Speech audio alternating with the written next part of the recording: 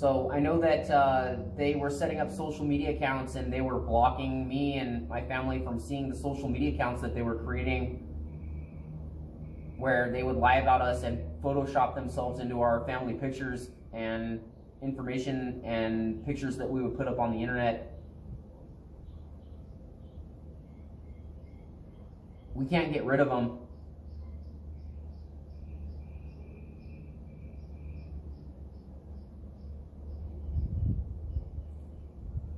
But my family has been here for several generations. My great-grandmother came here in the Dust Bowl from Oklahoma, and in 2013 we saw a lot of the fake information that they were putting on the internet, where they were trying to make it look like they were related to us, but we could tell they did not understand the context of it, because they didn't realize that Oklahoma didn't actually become a state until around 1913, and they didn't actually start issuing birth certificates from these states until around 1915, or maybe a little bit before that, around 1900, it just depends. And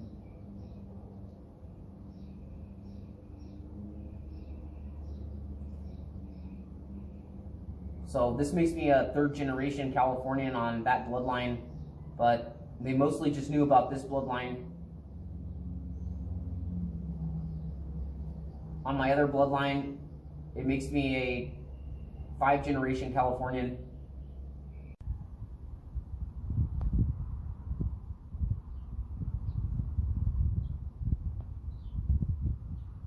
My mother and my family did right by me. They protected me. They loved me.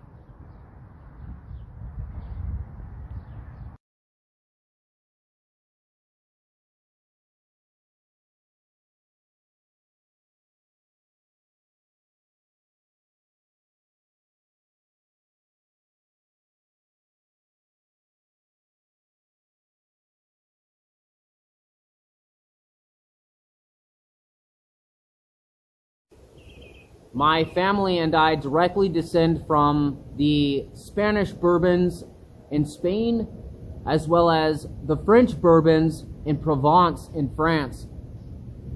And we are related by blood to the current king of Spain today, Louis de Bourbon. And he is the rightful heir to the Kingdom of France, if there were a French kingdom today. But there is not one. It is the French Republic. And through our ancestors, the Count and Countess of Narcolac du Chastel d'Andelot-Morval in France, we can trace from parent to parent our direct descent from Louis IX of the Kingdom of France.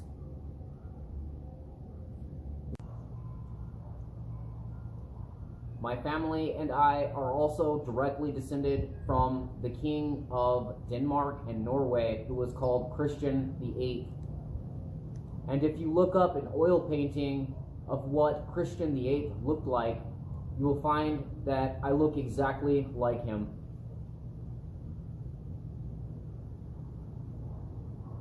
So this is actually only 3 to 4 generations back from myself.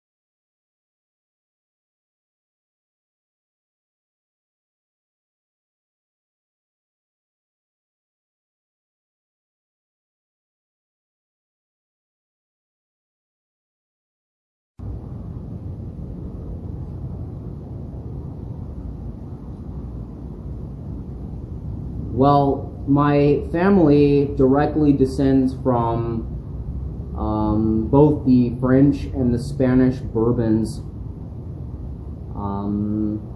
House of Bourbon, House of Capet, House of de Lascaux, House of Guiachut, House of Espinacy,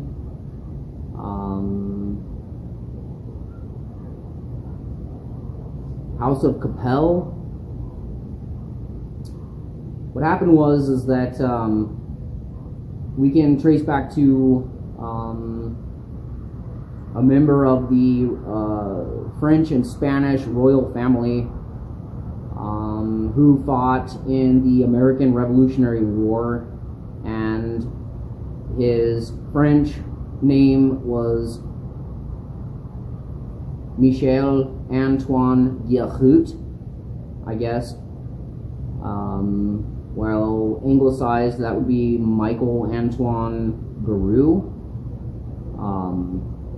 So his family actually married into the English royal family, and they married into the House of Capel. The House of Capel, they have different titles of nobility and royalty in England still today.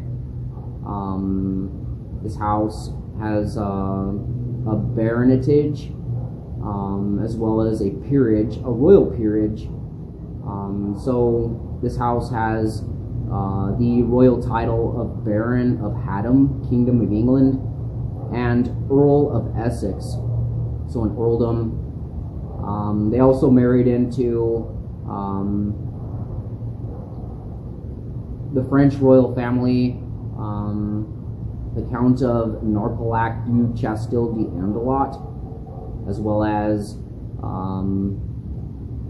House of Bourbon, the Duke of Berry.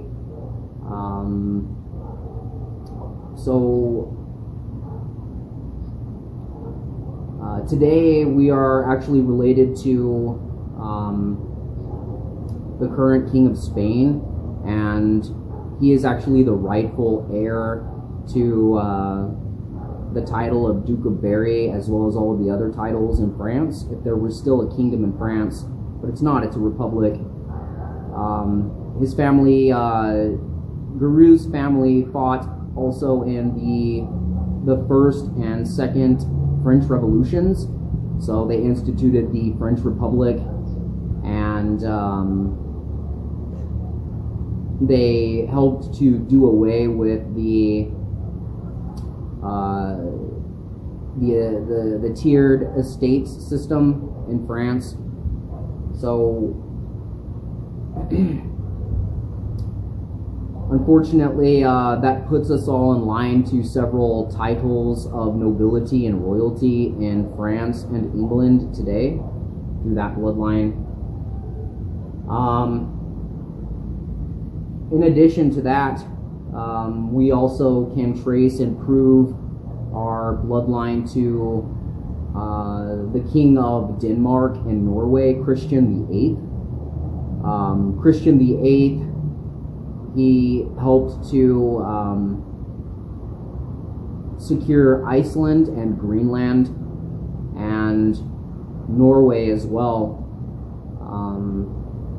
And what happened was that my great-great-grandmother lived on the islands of Bia and Amrum and Zilt in a place called the Frisian Islands.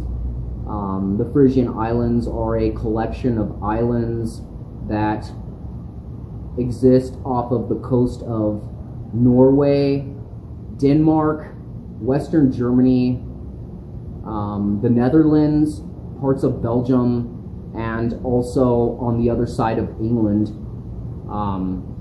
So the Frisian people, they actually detested most other groups of people, and they had something called island life. So you can think maybe like Hawaii, right? The northern islands are still islands, and the lower islands are flooded, so it's more like mush. But the northern islands are in a place called the North Sea coast, as well as in the Atlantic. Not all the way in the Atlantic, but it just depends on how you look at it on the map. The islands have been flooded gradually over the centuries, but they used to sail around on boats called skutsa. They called the boats skutsa, and they would sail from island to island carrying mail and goods and different things like that. They would use the islands also as farmland, and they grew a lot of different kinds of things there. Well, we had traced back to Elise, Christine, and Henrietta Bone, and also Jürgen Arjen Wallace. And what it is that they were living on the islands of Amrum and Fia around the middle of the 19th century.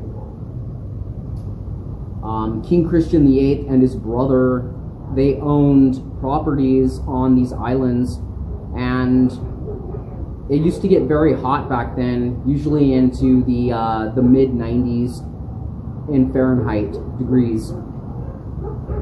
And they would go there in the summertime, and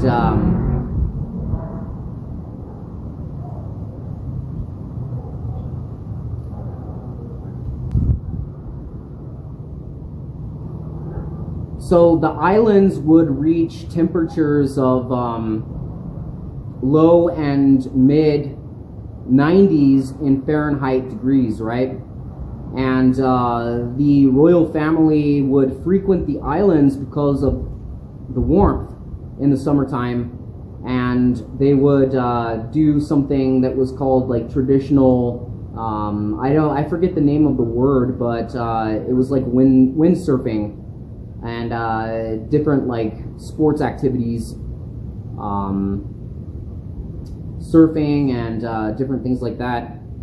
The islands do have surf, and about 100 years ago they had even more surf and you know, whatever. Technically, Heligoland is traditionally a part of the Frisian Islands. So my great-great-grandmother, she spoke the Frisian language of Northern Frisian called Zilter and Amrum Frisian.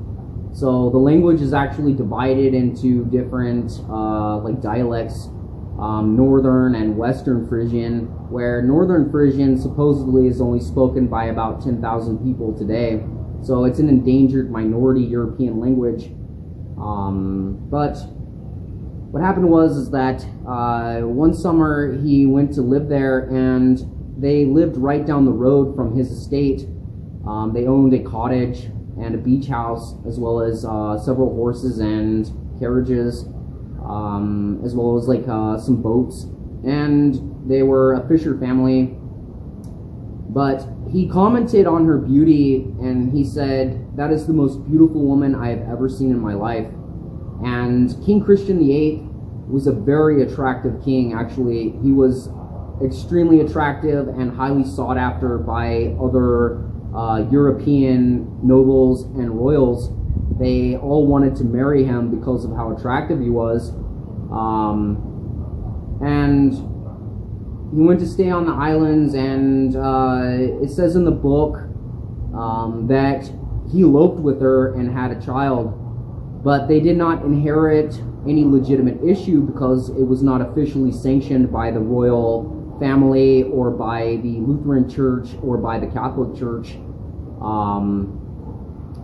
He said that she was so beautiful, and he demanded that her beauty and her looks be written down about in several books. So if you find the book called the Lorenz Brerin book, on page number 354, you will find a list of our direct family members